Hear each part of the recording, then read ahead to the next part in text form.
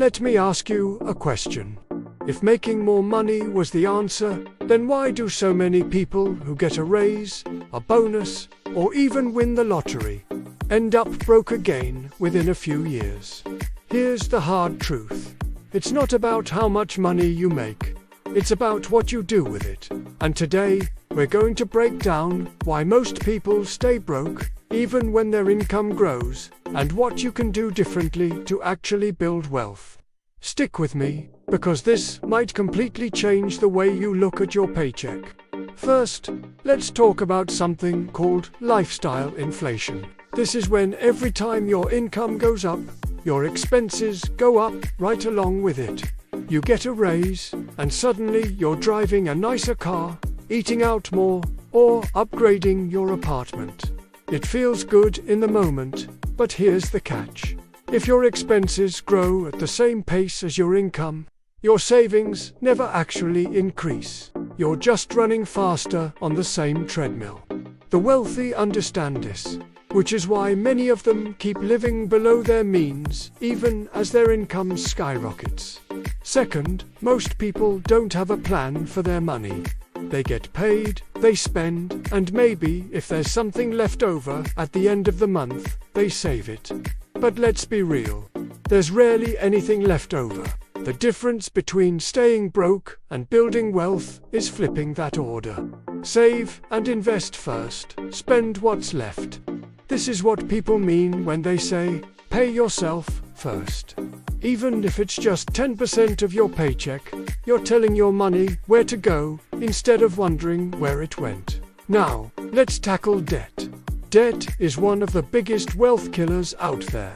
Credit cards, car loans, personal loans, all of these come with interest rates that drain your future earnings. Here's a simple way to think about it.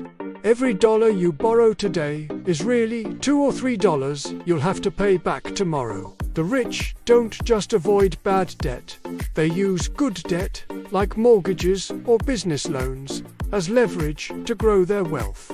The key is knowing the difference. Another big reason people stay broke is a lack of investing. Saving money is great, but with inflation, your cash loses value every single year. That's why wealthy people put their money to work through investments, stocks, index funds, real estate, or businesses. You don't have to be Warren Buffett to start investing.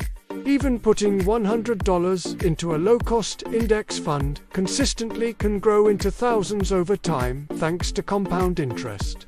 The earlier you start, the easier it gets. Finally, let's talk mindset.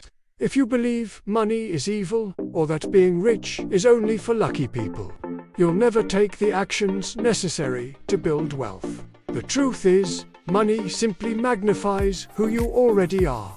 It gives you options, freedom, and the ability to take care of the people you love.